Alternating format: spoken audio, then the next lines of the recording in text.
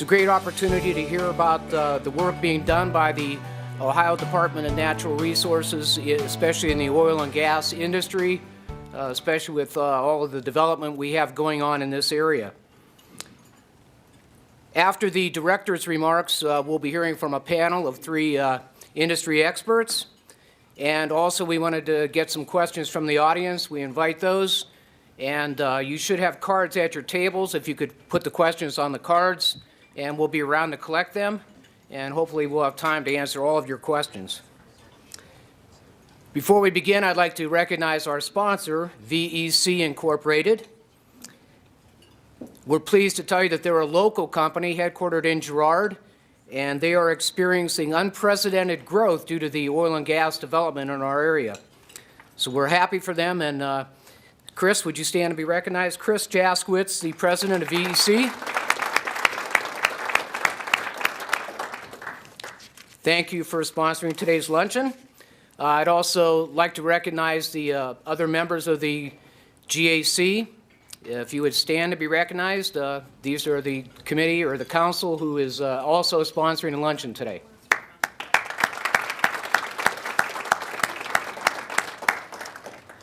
We also need to recognize some special political and governmental officials who are with us today. We appreciate your time, appreciate you being here.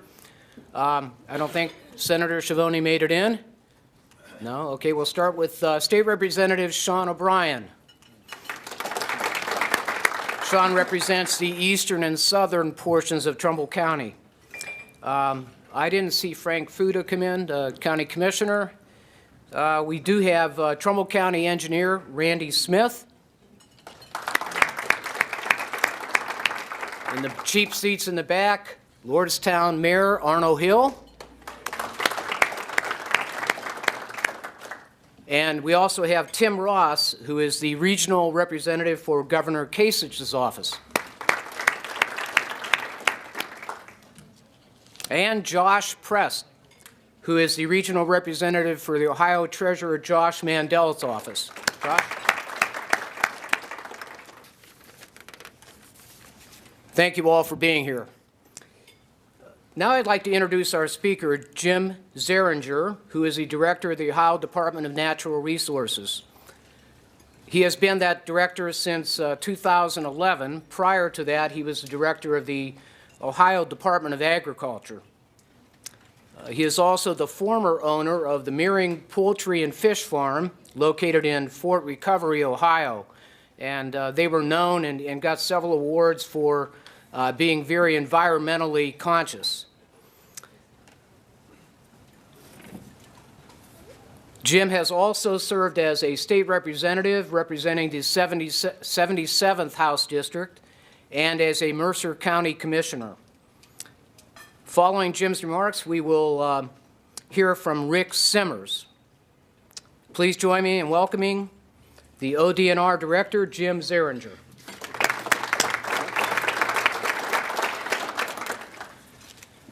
Thank you so much. I'm honored to be here. Mark Bruce, one of my communications directors, said put your coat back on, but I don't know about you, I'm hot. So if you don't mind, I'm going to leave my coat off. But I do want to recognize Mark Bruce. Thank you for setting this up. Mark is a TV anchorman from Channel 7 in Dayton, Ohio, near where I grew up, and he's been a great addition to our communication team. I want to also recognize Sean O'Brien. Sean has been a good friend and a real advocate for you up here in Eastern Ohio, and we have a great working relationship, and that really helps to have your state rep and your directors of different agencies get along. And you can just pick up a phone, vice versa, and we contact each other, and if we have issues up here like earthquakes or people illegal dumping stuff, we talk right away. So we appreciate that. I want to thank the Chamber for hosting this. It's really great that these regional Chamber of Commerce, especially the one that's the size of the Youngstown Warren Niles Chamber, is appreciate you setting these up to get the word out and get speakers and companies into this area. You do a great service not only for the communities but for the state of Ohio. So Tom, thank you for doing that, and everybody here. I was down in Florida over Christmas, and I was walking on the beach, and I had a Kroger hat on. And a guy came up to me and said, "Are you from Cincinnati?" Because that's where Kroger is based. And I said, "No, I just, whenever I get a free hat, I wear it." And he said, "Well, he's from Cincinnati, but he grew up in Youngstown." And I said, "Really?" I said, "I'm going up there to speak next week." And he said, "I left in the 70s and 80s. He said, my dad worked at the steel mills, and he said, I used to push a broom after school. And he said, I am just so happy for the direction of Youngstown and the communities up in eastern Ohio, the way they're heading." Because he said, when I left in the 70s and 80s, it was going the other direction. So I just thought that was kind of a neat thing to hear from people, especially down in Cincinnati, that they hear that that this area of the state is on the increase. And I know the unemployment is probably ticked up just a little bit lately, but I know it was in double digits for a couple years, and it's stable to be more in line with the rest of the state of Ohio, if not the country. So there's a lot of exciting things going on here. So today I'm going to talk to you a little bit about ODNR, what we do there, but I'm going to key on our oil and gas division, and then have Rick come up and talk here in just a little bit. Just a little bit about myself. You heard, basically, I'm from western Ohio, as far west as you can go. We're on the Indiana border, a little town called Fort Recovery. And I married my high school sweetheart, and we just celebrated our 40th wedding anniversary, have 3 kids, 4 grandkids, and I'm very, very blessed. And was a county commissioner, state representative. And then I met then candidate Kasich.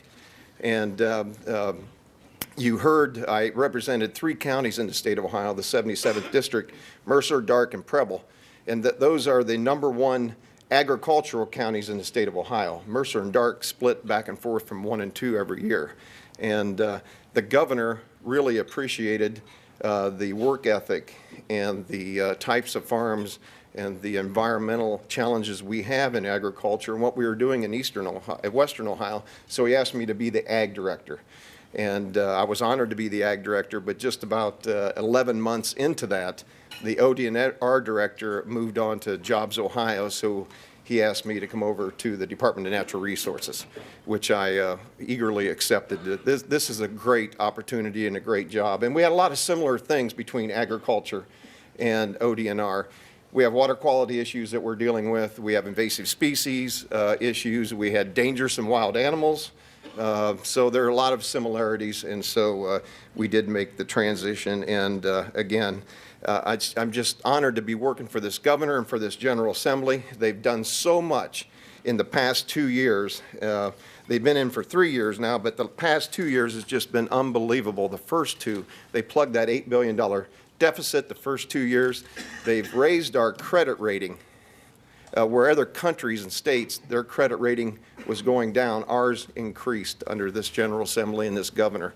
The unemployment has gone down, and eliminated the estate tax. I talked to a guy at a basketball game Saturday night in Findlay, just retired from Marathon Oil. And I said, "What are you going to do?" He said, "Well, I'm staying in Ohio because they eliminated the estate tax." And so we have so many people. The first thing you do is head to Florida, and because of the taxes. And when you go to Florida, along with the philanthropic stuff goes with you. So you take your money to Florida, you retire to Florida, and we never see you again. So that's one of the good things that this General Assembly and this governor has done. And so over the past year, the private sector jobs have increased by 38,700, and manufacturing and wholesale trade and educational services have all shown significant improvements. So kudos to this governor and this General Assembly. The one thing also, before I forget, this past week the governor introduced this initiative to stop human trafficking. Now, you don't think that's a problem in Ohio, but there's 1,000 children estimated to be trafficked every year in Ohio for sex trade. And Toledo is the 4th worst in the country. So this is something that he's made aware, and I really appreciate that he's doing this, but the average age is 13, and these kids are homeless, and they're actually traded and sold for sex and drugs. So I'm glad that he's brought that to our attention. So anyway, this governor and General Assembly are doing a great job, and we appreciate all that he's doing. Well, I'm honored to be the ODNR director. Ohio is blessed with many, many natural resources. We have abundance of water, gas, coal, minerals, wildlife, public lands, salt. The list goes on and on. Our goals are addressing water quality issues across the state, not only just on Lake Erie, where we're having some challenges, and Grand Lake St. Mary's, where I live, where we had some algal blooms that we are working on, but also throughout the whole state of Ohio. We have 74 state parks. I know we have West Branch, Mosquito Lake up in this area, and our goal is to continue to preserve and update and promote our state parks. And then our third goal is to regulate this shale gas industry, and we do it responsibly. Real quick on our state parks, Hocking Hill State Park, which is down near Athens County, was just named by a magazine one of the top 20 must-see places before you die. And it was the only place in the United States listed. So that's one of our state parks here in the state of Ohio. And a year ago, Triple Blaze magazine listed it as the #1 camping site in the nation, and Yosemite was #2. So we like to talk about some of these successes, and we have some great state parks, and this General Assembly is really helping us out to help promote our state parks and do a lot of capital improvements. We have many divisions. Actually, we have 9 divisions, and we have some of them listed here. But for example, forestry, we have 21 state forests in the state of Ohio, almost 200,000 acres of state forest we manage. Our wildlife oversees the hunting and fishing in the state of Ohio. Watercraft, we patrol 2.25 million acres of Lake Erie and 451 miles of the Ohio River. Geosurveys maps all the geological formations in the state of Ohio. Mineral Resources operates our coals and our salt mines in the state of Ohio. So we have a lot going on, a lot of different divisions. Now, as you may know, the oil and gas industry has been growing in the state, especially here in the eastern part. Oil and gas has been around in the state of Ohio for 150 years. More than 49,000 wells are producing gas in the state of Ohio. Hydraulic fracturing is nothing new in the state. It's been around since the 1950s. And there were very, very limited regulations in the oil and gas industry until the mid-1960s. So for a little over 100 years, there were basically no regulations in the oil and gas industry. Now, for some historical context on oil and gas production, Ohio has had a long history of gas activity. The first commercial well was drilled in 1860 in southeast Ohio in Washington County.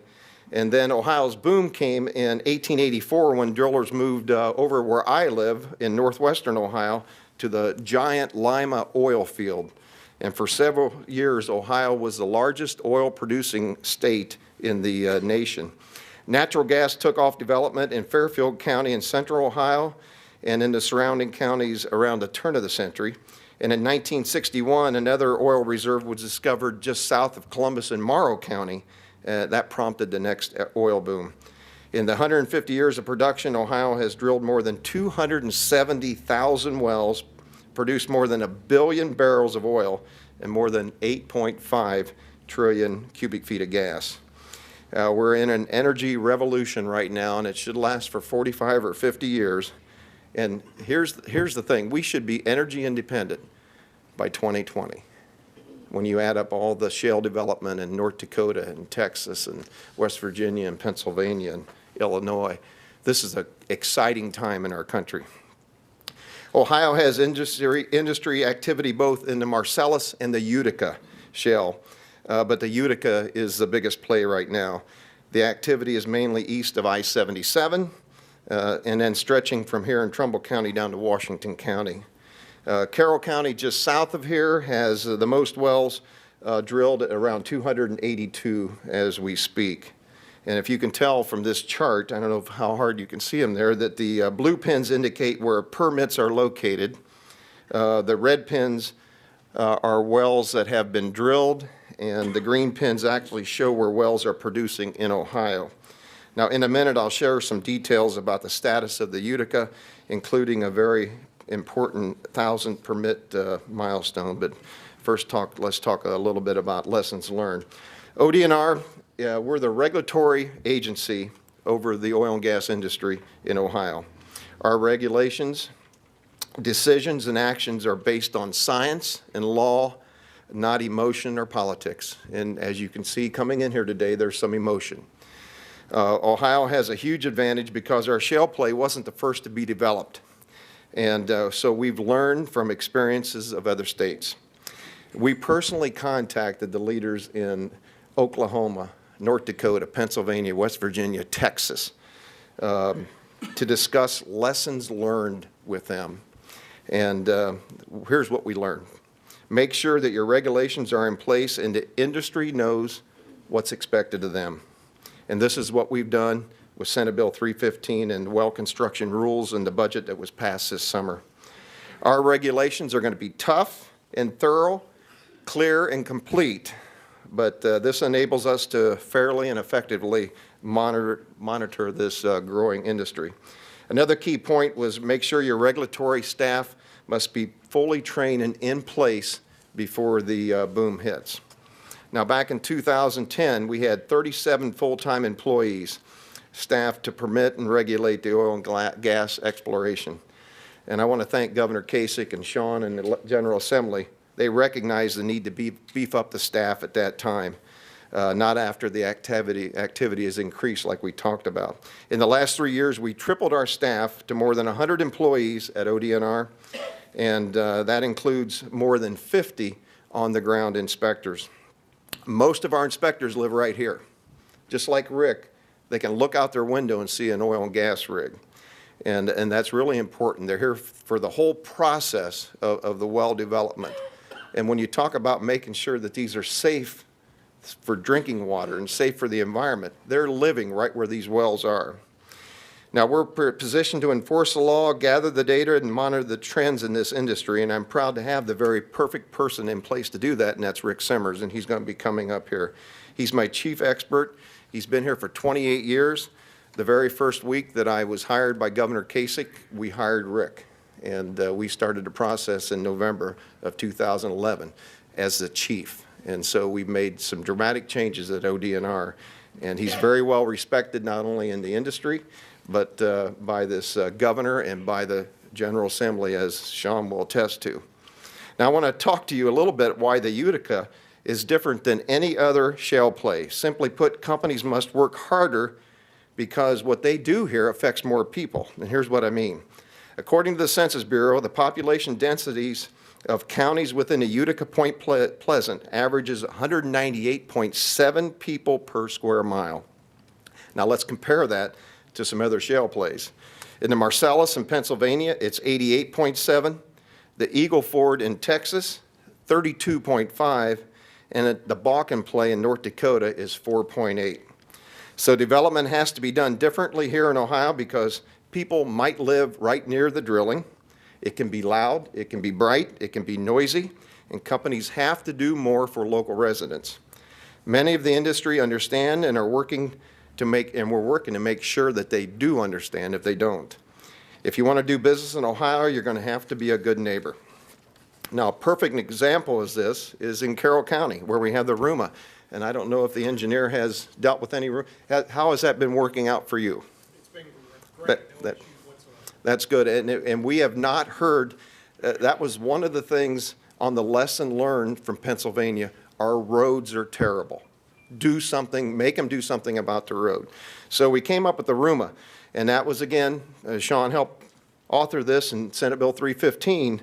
Operators are encouraged to enter into with local governments where they wish to drill. They mark the roads, they talk about the traffic, they impact the sizes and that of the trucks going down it. They look at the timeliness of school buses. There's a lot of things that they look at.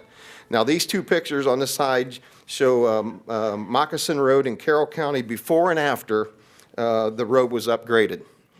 Rumors are a good way for the industry to be good neighbors, and it gives back to the local community. By the way, the Carroll County engineer, they have spent more than $42 million so far on road improvements. And he said that would have taken 80 years for him to accumulate that much money to fix roads. So where is the Utica now? Earlier I talked about a big milestone, Ohio celebrated in 2013. During the Thanksgiving weekend, we issued our 1,000th permit for oil and gas.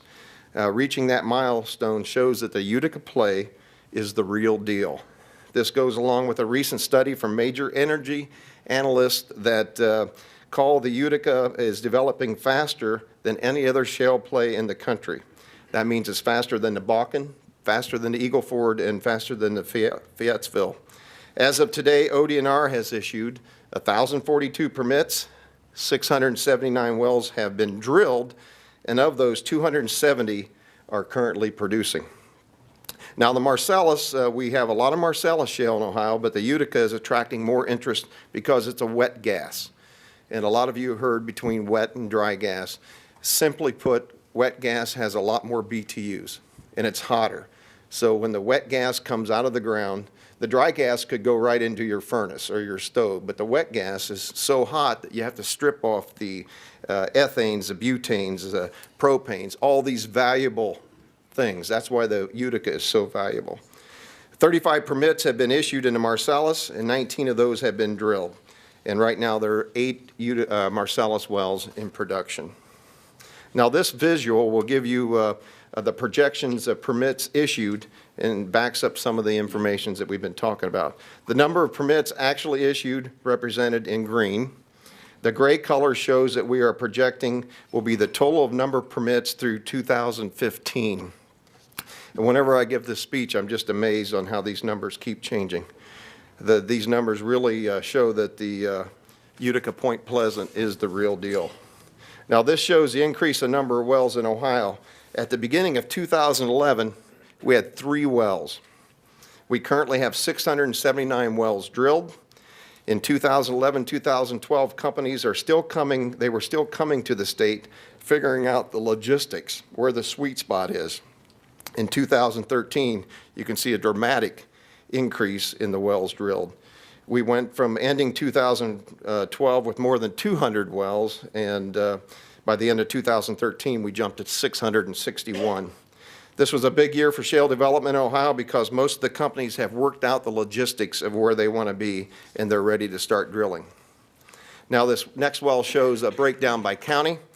As you can see, Carroll County has the most active, is the most active in the state with 365 permits. Out of those 365 permits, 282 are drilled and 143 are producing.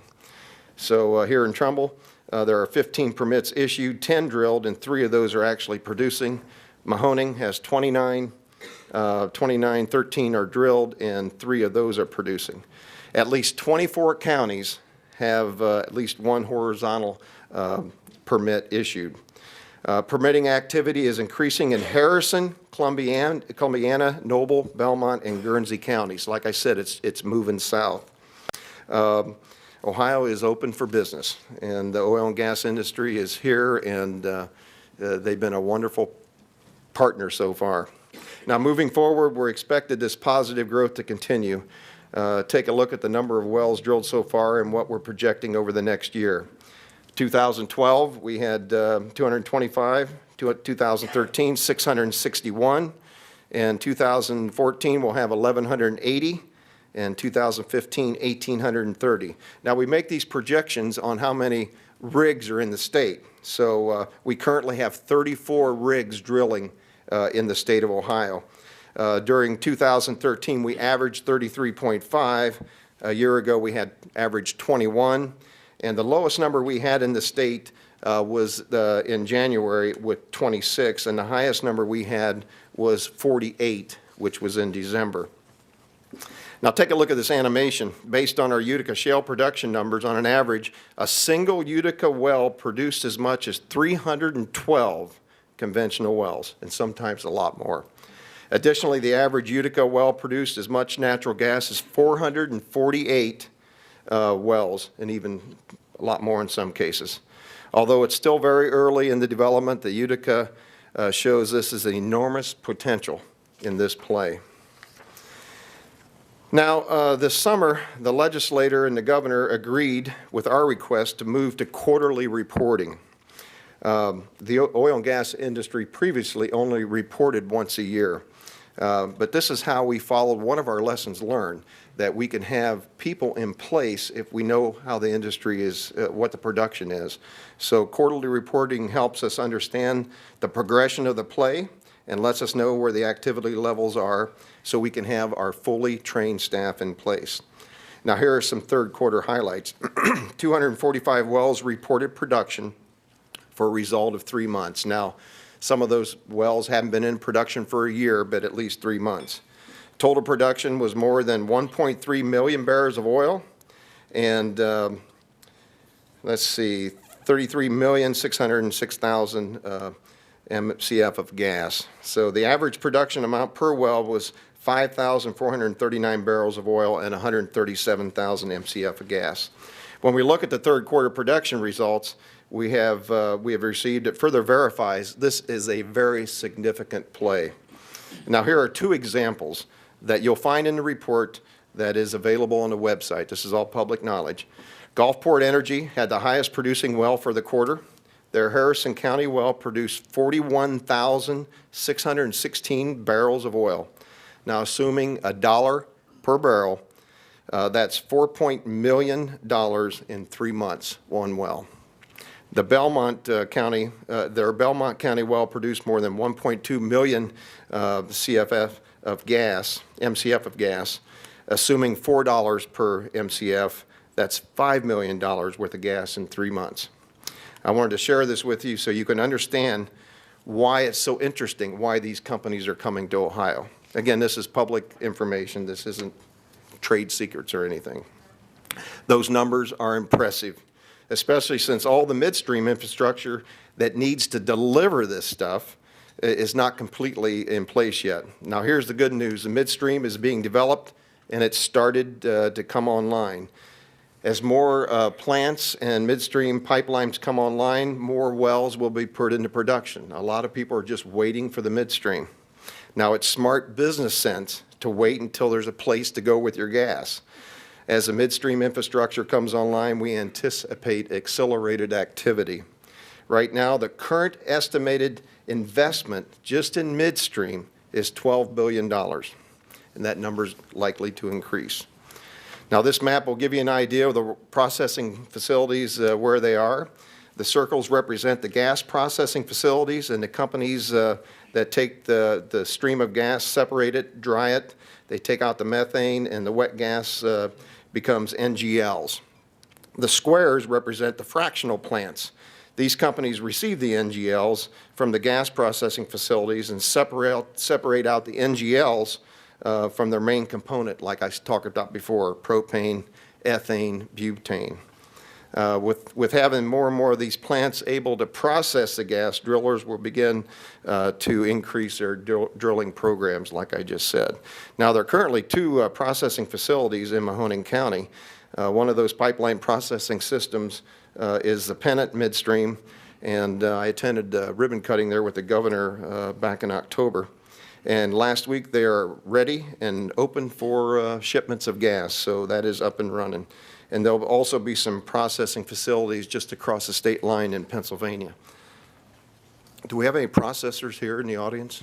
Any members that are processors? Okay. Now I know it's very important to address the seismic activity. The very first issue that I had to deal with when I was the ODNR director, Sean's laughing, we woke up one morning and found out we were having some activity in Youngstown. We took this very seriously then. We take it very seriously now. Let me be clear, ODNR is aggressively and proactively dealing with this issue and the science of induced seismic activity related to oil and gas. After the events in Youngstown, we moved immediately to shut down the wells nearest to the event. Last summer, Governor Kasich authorized new regulations to make the underground injection control laws some of the most comprehensive in the nation. Injection wells are now prohibited from drilling into the deepest rock, which is the Precambrian, or the basement rock. ODNR can and we have required companies to perform exhaustive geologic and seismic tests on the proposed injection wells to prevent seismic activity again. Now, ODNR has hired a seismologist with a PhD to oversee the new seismic monitoring program. And we did that back in 2012. Now, the Railroad Commission of Texas recently announced that they would be hiring one, and they have more than 30,000 injection wells. I think we have 180, Rick? We're way ahead of the curve. And when it comes to seismic monitoring, we intend to stay that way. ODNR reviews every injection well permit application to determine the seismic monitoring is necessary before the injection well can even go into operation. If it's determined to be necessary, ODNR installs the seismometers. We monitor activity at least 2 months before the injection begins, during the initial test, and at least 12 months after operations begin. To date, we're monitoring 21 locations in 5 counties, including Mahoning County. And we're planning to install another 12 stations this year. And we're sharing our data with seismic experts all over the nation. Now, moving forward, our biggest initiative relative to oil and gas will be the aggressive rule writing that we're doing now. We're going to continue to set out the work that Senate Bill 315 and this summer's budget bill gave us by writing rules for more than a dozen topics, including new rules for well pad construction. Additionally, we're constantly monitoring industry activity, and we'll adjust regulations and staff needed to make the public safety and environment that we're going to make sure they're protected. That's the #1 goal of this governor and our agency. We want this industry to expand and to grow and to do well, but it's not going to be at the expense of our environment or our citizens of Ohio. Now, I'm going to have Rick Simmers come up here and end this presentation with a few slides. Rick, I said, lives up in this area and makes about a 2.5-hour drive every day to Columbus, where he's the chief of oil and gas. And Rick, would you please join us?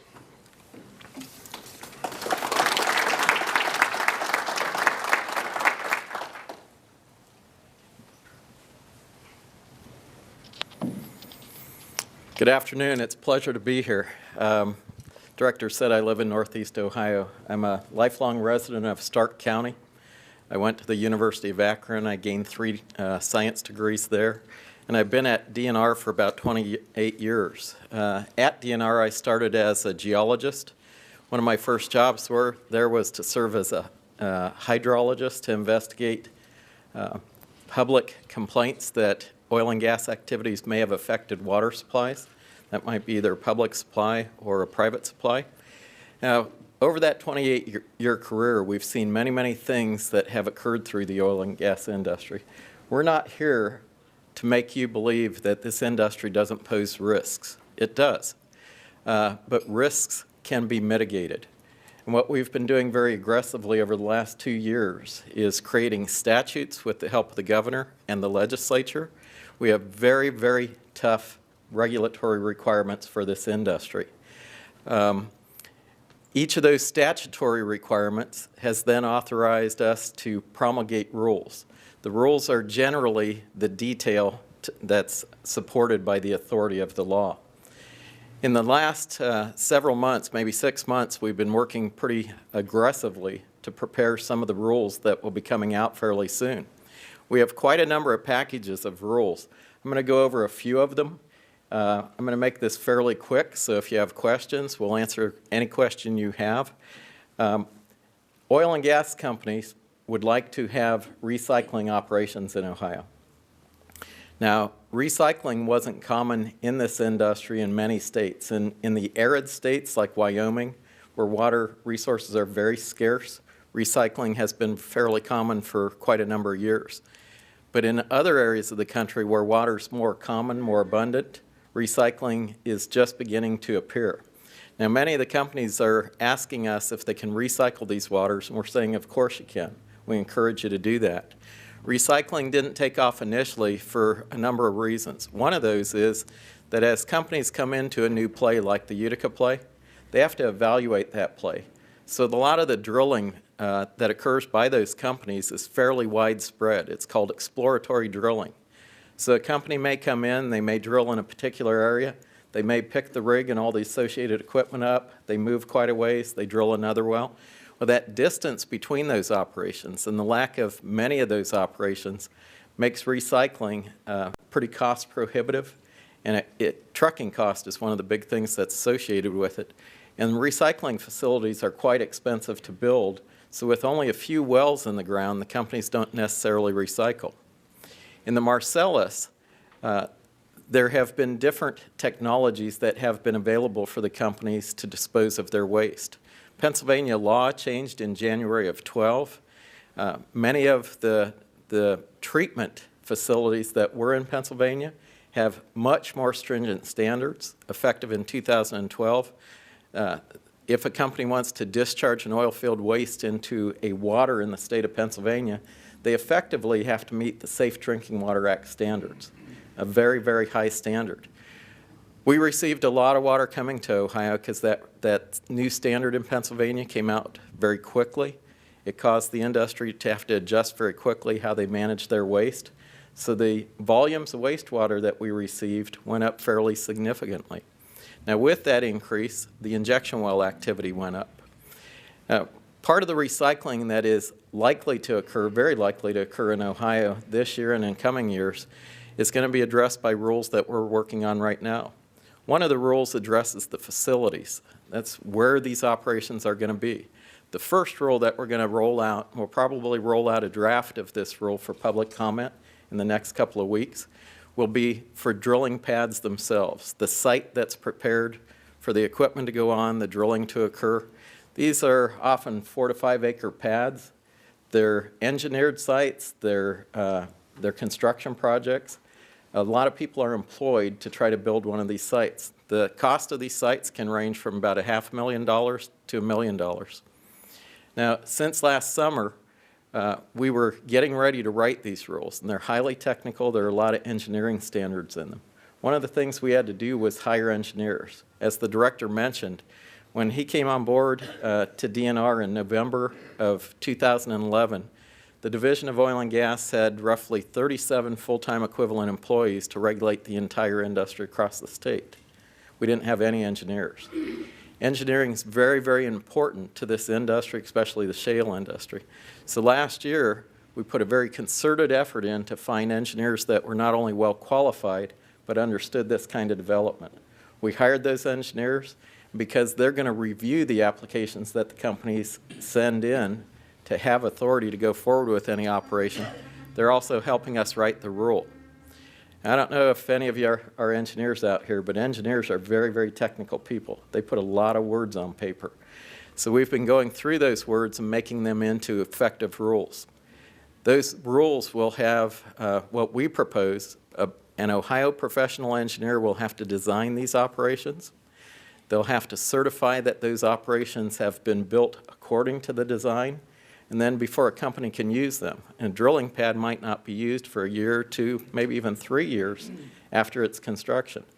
So if a pad or any facility sits before it's used, that operator is going to have to certify that it was maintained in a condition so that it's appropriate to operate. The facility rules for recycling, treatment, processing, and disposal also include many, many engineering standards. The companies are going to first have to create that site. We're proposing in our rules a two-phase process. The first phase, the company will have to come in, make an application to build a location. And again, it's going to have all those engineering standards that are associated with it. If the company gets permission to build the facility, we will oversee the construction. We're hiring staff in the field, including field engineers. They're going to go out and make sure this plan is being properly followed and properly implemented. So as the company builds a facility, eventually when they get done with the facility, then they will make a proposal to us, again, through an application, to operate that facility. In that particular part of the application, they're going to come to us and they're going to give all the detail of the operation. They're going to answer questions like, what am I going to do? What are the processes that I want to use on this location? If they're bringing waste in to recycle and then send back out to be reused, How will that be managed? How will it be contained? How will it be controlled? What spill prevention measures are in place to make sure that it doesn't affect people or the environment? There will be a lot of criteria the company has to answer and implement before the facility is granted a permit to go into operation. Spill prevention is a big part of this. The federal government has spill prevention rules on the under federal code. The federal government doesn't have anybody in Ohio that addresses spill prevention for oil and gas facilities. We have an authority to address spill prevention in Ohio law, and we're promulgating a rule that will thoroughly address not just what the federal government addresses, which is brine or oil, but all fluids that a company contains on a location. So the rule that we're proposing goes beyond what the federal code does. Temporary impoundments. Many of you may have heard that the companies might use a tank. Some of the tanks are very large, or they may want to construct an in-ground impoundment. We're promulgating rules for those, and they'll be of two types. The first type will be freshwater tanks or impoundments, freshwater storage. The companies do use a lot of fresh water through the process. So the first set of rules that will address the impoundments or the storage of these particular waters will address fresh water. The company brings fresh water in from whatever their source, and they do have to name the source, and they have to estimate the supply of water that they're going to bring in. They have to identify the watershed it's in. The watersheds are broken mainly into the Lake Erie watershed and the Ohio River watershed. Those have to be identified, and then that gives us an opportunity to review those water withdrawals. So if there are seasonal considerations that have to be taken into account, we can contact that company and have them pick up water at a location that might not cause an impact. The freshwater impoundments will be strictly fresh water. They will have their own construction standard. Again, they're going to go through a review and an approval process. We will oversee their construction and their operation. The other type of storage impoundments will be those that contain the wastewaters. When drilling occurs, fluid comes out of the well. The fluid might be some of the drilling media that was used. A lot of the formations have water in them naturally. It's oftentimes very saline. So as that water comes out of the formation and out of the drilling operation, it's initially a waste material. Some of that is put down injection wells. Less of it will be in the future because the companies want to take that, bring it to a centralized location, process it, and then reuse it. Now, those facilities will have a different set of standards associated with them. Because it's a waste material that's coming in and not a freshwater, those standards will be much more stringent. Again, they're going to have an application. The application will be reviewed, and authority will be granted, and then our field staff and our engineers will oversee the construction, and then over time we will make sure that those are properly maintained and operated. We're doing a lot of research on writing these. We're trying to borrow from other states and the federal government where we can. I've mentioned a couple of the rules we're writing. We have quite a few others. Depending how you package the rules that we're working on, you might say that we have about 15 packages of rules. Could go up to maybe 20, 22 packages of rules. As we're researching each of these topics, we do a lot of technical review, but we also contact the other states and the federal government. Some of the states have very good rules in place, and we borrow language from them. There's no need to reinvent something if it's done well someplace else. We do internal reviews, and as I said, as these rules are out of their draft phase and in a phase where we're ready to propose them to go through the rulemaking process, we're going to post them for a minimum of 30 days. That 30-day posting period, or longer, it could be a longer period, but that 30-day posting period will allow the public, environmental groups, industry, or any interested party. An interested party could even be another government agency. It will allow a review period. The law requires us to take each of the proposals or comments on that rule, read them, evaluate them, and of course, where appropriate, we're going to take that comment, and if the comment's appropriate to modify the rule, we'll modify the draft before we send it through the Common Sense Initiative process, which is one of the processes it goes through. That particular process evaluates our proposed rule to see if it makes sense. Have any of you seen laws or rules on the books and you wonder why it's there? I mean, in almost every branch of law, there's some law that people just say, I don't even understand what this accomplishes. Well, this first review is to evaluate that. If it doesn't make sense, it doesn't go forward. And it also evaluates the cost impacts. Now, the cost impacts are evaluated for industry, but also for others. Others include those of us that implement that particular rule. So we have to do a cost analysis and show which parties we believe are going to be impacted by our rule proposal.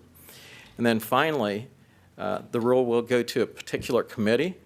That's a committee of members of the legislature. It's a JCAR committee. That committee will evaluate that proposed rule, and they'll hold hearings on that rule. People that have interest in the rule can come in, they can testify before that committee, and then that committee will evaluate the draft that we've put together, and they'll evaluate it very, very critically. As I said, the legislature has to give us an authority in law to promulgate that rule. So this committee will evaluate not only the rule, but the law that we say authorizes it. And if we exceed our authority, then that committee will tell us that we have to go back and revise or modify the rule to be compliant with Ohio law. With that, I'll just end, and then the director and I would be happy to answer any question you have. Thank you.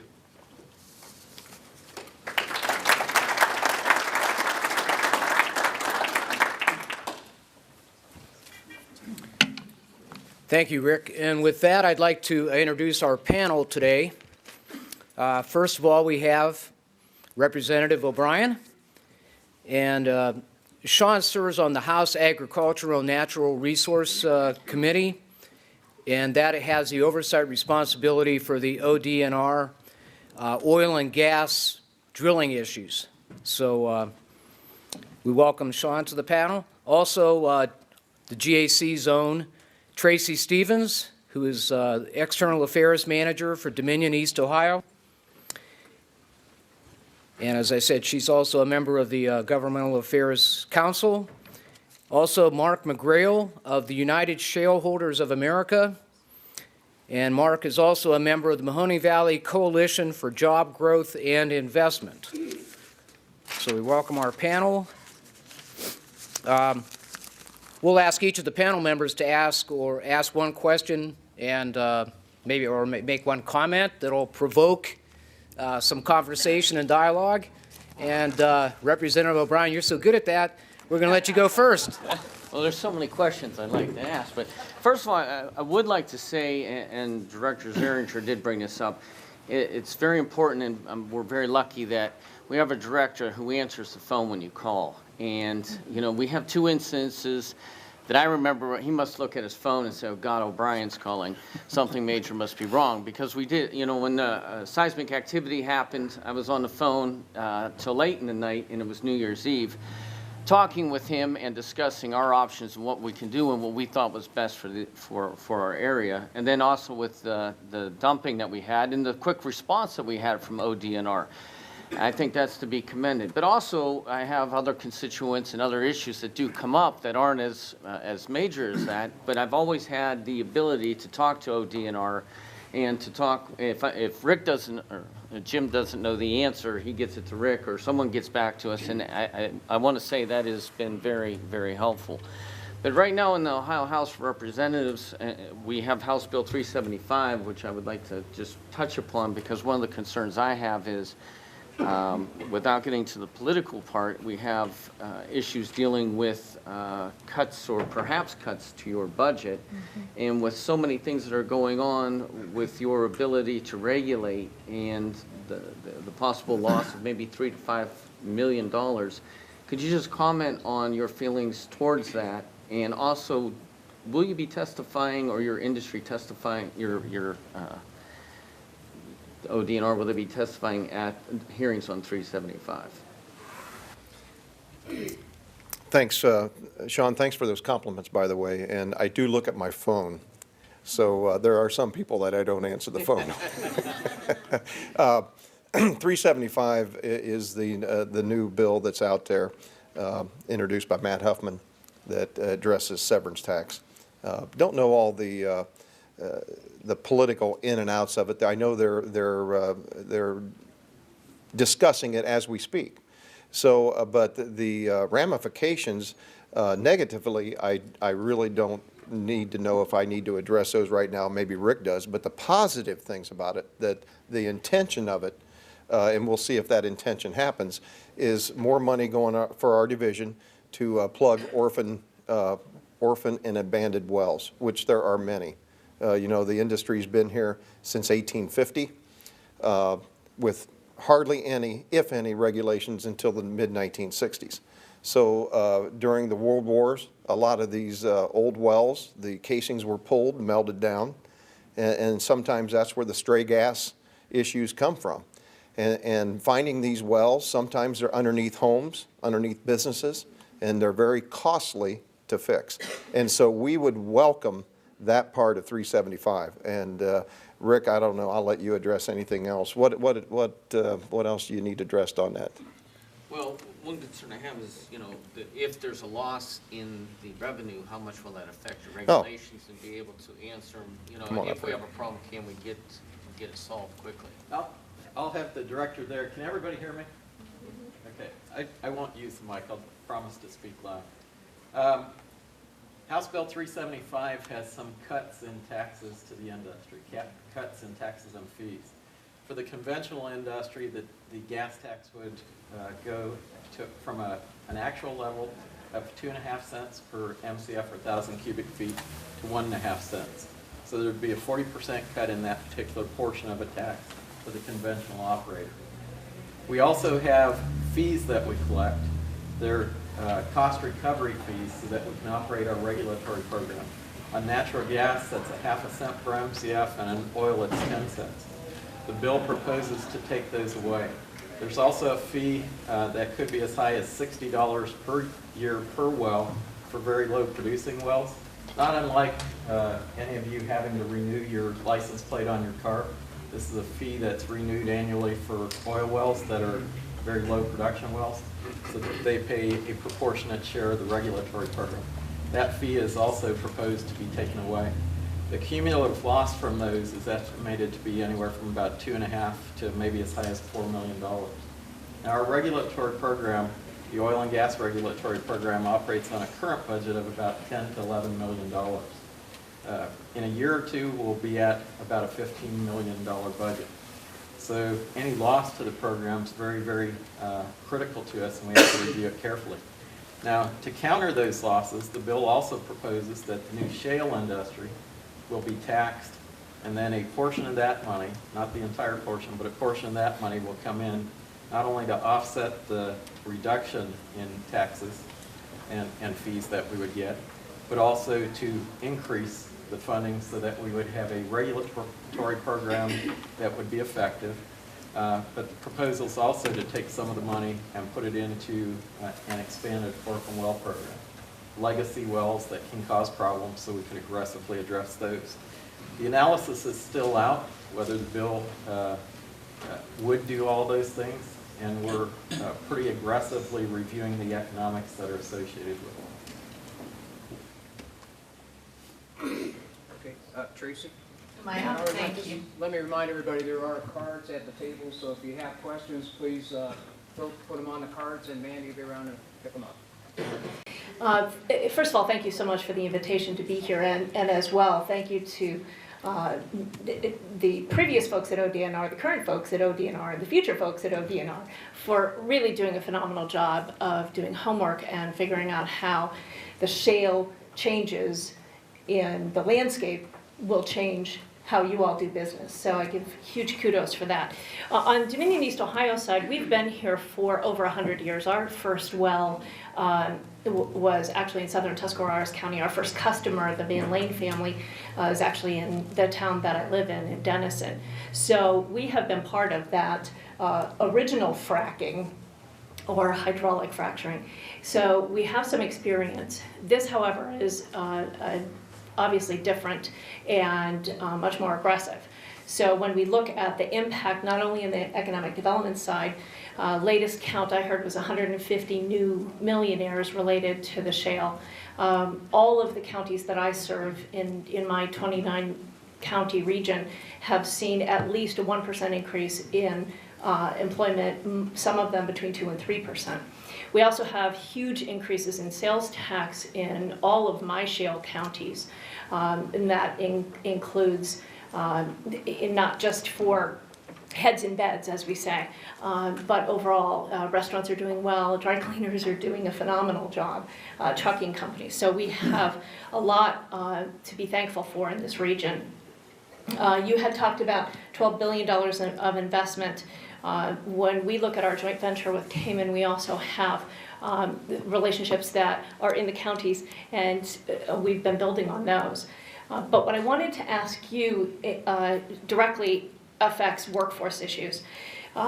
We used to joke, Mark Matusak's in the audience, and we used to joke that Chesapeake would come in and poach all our employees. They took engineers, they took project managers, and we're seeing that across all the folks in the shale business, because Columbia, as well as all the other folks who have been around, had really good talent. And so when you talked about going from 37 to over 100, when you talked about hiring engineers, can you talk a little bit more about what you see as turnover for your workforce? What's the age of your workforce? You know, when you have inspectors who are boots on the ground and live in the area, what are you looking at in the projection for the next 3 to 5 years in taking care of those folks and in increasing that population? Mark asked me to go up to the microphone. I don't have a good age breakdown for our staff, but I can kind of give you a breakdown by tenure. We have people that have a lot of years, like myself. I have 28 years. We have people that have more than me or close to me. That's a relatively small portion of the roughly 115 staff that we have right now. And by the way, we're in the process of hiring somewhere around 25 more people right now.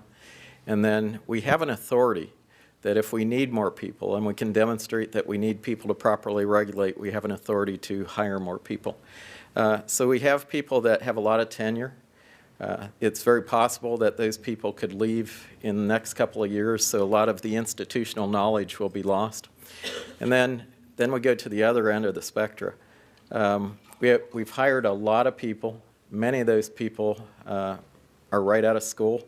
They may have worked in one capacity or another in different jobs, but their knowledge of the industry and of the regulatory role is much more limited. So we have a very intense training program. We call it a mentoring program. As we bring staff on, I'll use an inspector as an example. We find the most competent person we can, and if we have to post a position, we interview, and if we're not satisfied with the applicants, we'll repost and repost. I think one position we reposted 4 times before we had a candidate that we thought was well qualified and right for the job. We go through a lot of interviews. We place a lot of value on these employees. They do a lot of things that are extremely important for health and safety and environmental protection.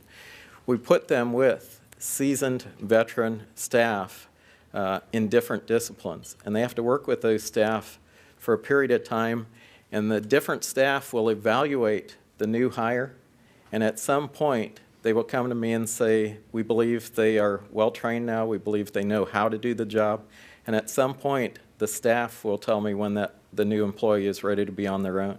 We don't put them on their own until they're ready. So it's very important that we go through that. That takes a lot of time. That's why we're hiring now. The real steep, the real active portion of this Utica play hasn't occurred yet. Although the activity is increasing, it's going to get much busier. So we're getting these people on board, we're training them, we're getting them properly prepared and equipped. 2 years ago when we started hiring people pretty aggressively, it was easier to get people. You're competing with us, other industries are competing with us. Some of these people are going to other plays around the country.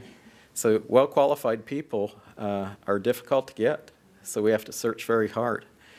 We haven't lost anybody yet. I suspect over time we will. Eventually somebody will come along, they'll see that we have very well-qualified staff and that those staff will be valuable to one of these companies, and eventually they will offer enough money that they'll lure some of our staff away.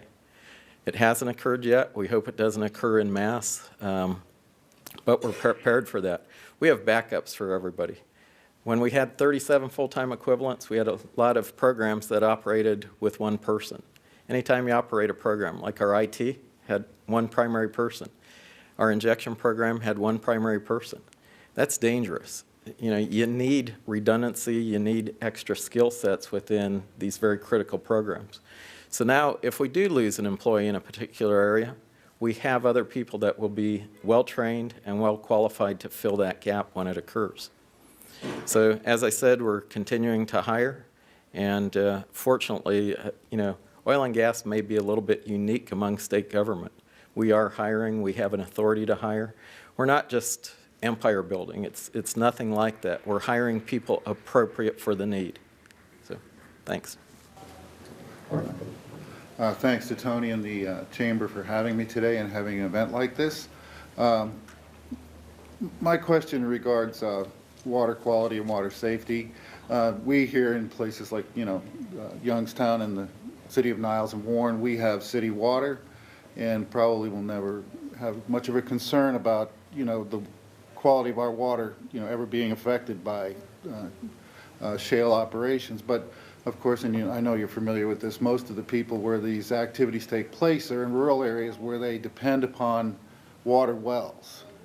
So one of the biggest fears that they have is that somehow during the operations that their water quality will be affected, or years from now, that something may go wrong and their water quality will be affected.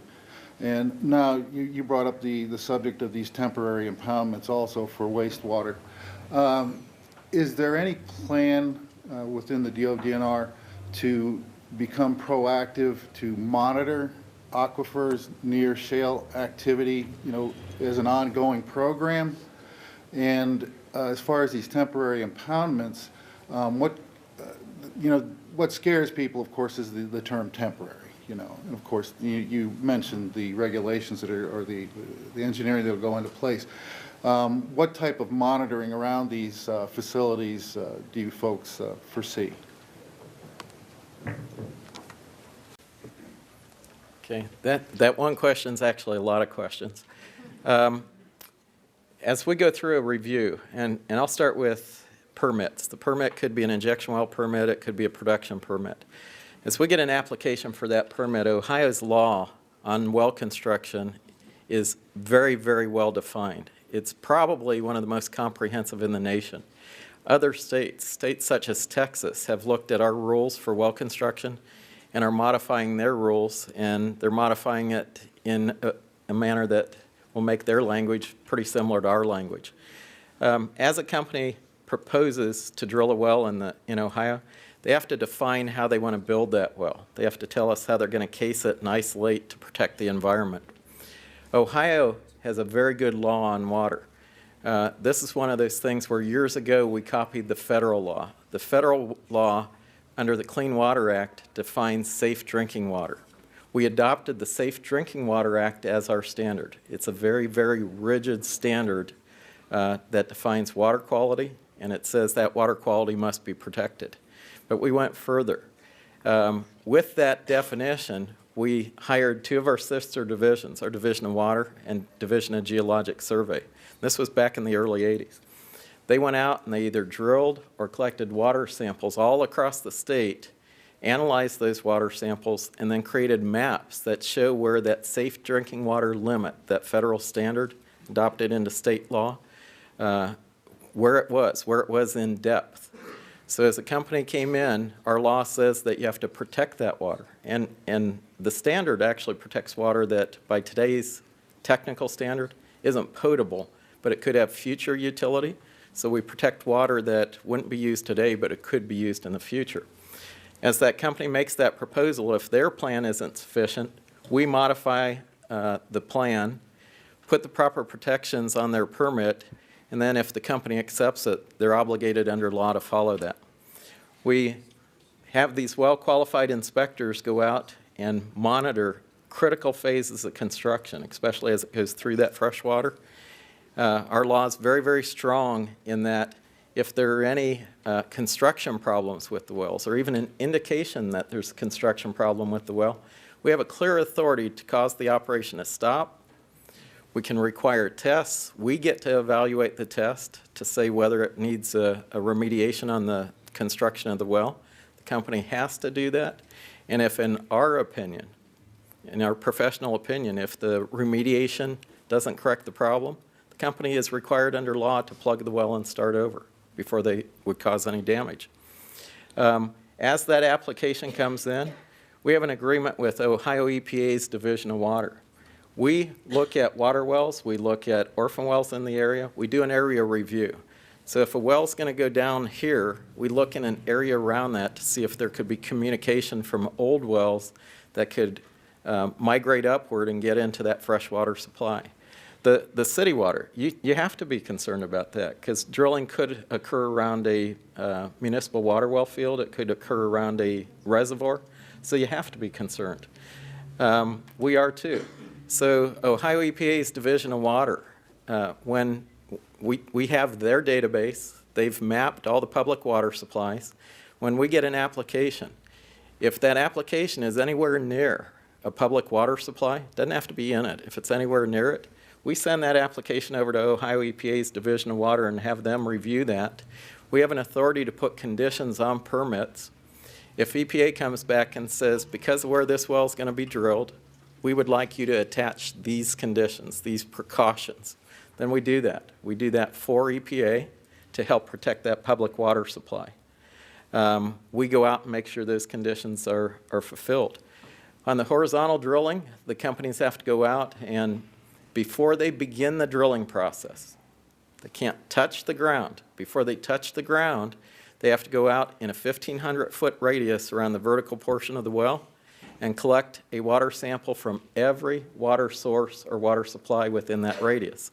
If for some reason they can't collect a sample, let's say a family refuses the right to collect a sample, they have to document that. And then we verify. We call that person up and verify that they did refuse.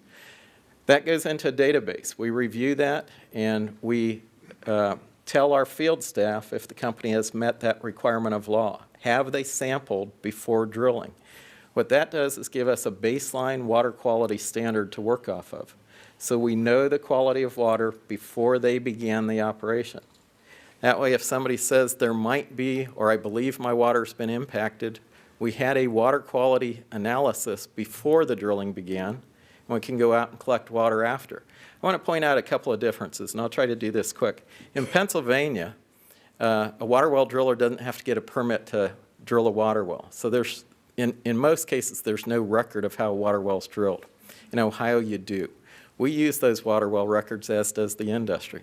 In Ohio, we define the depth to the fresh water, the depth to the bottom of it. In Pennsylvania, they tell an operator, protect the fresh water. In Ohio, we went out, we analyzed it, we mapped it. In Pennsylvania, the operator has to decide what fresh water is because they don't have a definition, and then they have to decide how deep it is. In Ohio, we define how deep that is and what has to be protected. So there are significant differences on how these things are done. So we have that baseline water quality data. We also own our own laboratory. It's in Cambridge, Ohio. It's an EPA-certified water quality laboratory.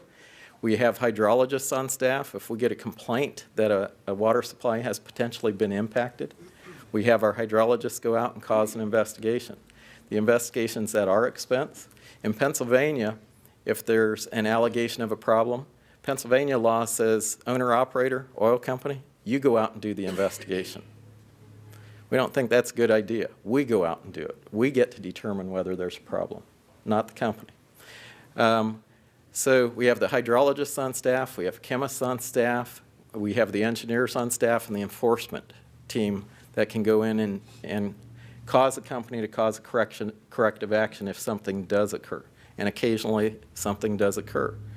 Never by fracking, but by other methods or means, sometimes a problem does occur.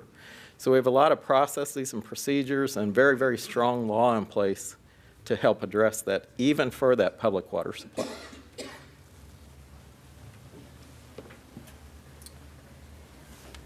Okay, we are serious about getting people out by 1 because, we all we all have business to take care of, and we got to keep commerce going in the valley. We're going to take one question from the audience. We shuffled them. This is one that we're going to take. Is there a long-term process in place to monitor disposal wells, particularly as it relates to migration of fluids through the various rock formations? And could we get a quick answer to that? The quick answer is yes. Before we issue a permit for an injection well, we evaluate the injection zone and evaluate the confining strata, the confining layers of rocks. We have the company, when they drill that well, do pressure tests. We call them pressure parting tests. They have to increase pressure, and we watch how the water behaves and where it goes. 2 years ago, we had authority to create new rules. Those rules far exceed what the federal government requires, and the federal government is actually the one that runs this program. In Ohio, we run it for them, but our standard is much, much more stringent than the federal government. We can require all kinds of tests on that well before it goes operational so that we can see where that injected water is going, and then we can track it. So simple answer is yes. Okay, thank you. Just a couple of quick comments. First of all, Trumbull County Commissioner Frank Fuda, I think I saw you come in after the introductions were made. Okay, Frank, over there. And I overlooked Niles City Councilman Steve Papoulos. Still here? Oh, in the back. Thank you for being here. And also, quickly at your tables, there is some information we'd like you to take a look at. It covers our next event in the Young Shales series, and it'll happen on February 19th. It's entitled The Real Truth About Oil and Gas Development and the Effect It Has on Communities. This luncheon is going to feature former chamber member Buzz Pisker. Buzz is now down in Arlington, Texas, and he is the Director of Water Utilities, and he's very excited about coming back to the Valley and sharing with all of you in his own hometown information about the impact of shale development in Arlington. So it's caused quite an economic boom down there. So we're anxious to hear about that. Thank you, Director Zehringer and Mr. Simmers. I found it just very informative, very interesting. Obviously, nothing could be more important than protecting our environment, protecting our natural resources, and the health and safety of Ohio citizens. So we thank you for that, and I think it was a boost of confidence for me I feel we're in very good hands, and we appreciate that. And thank all of you for attending. Have a great day.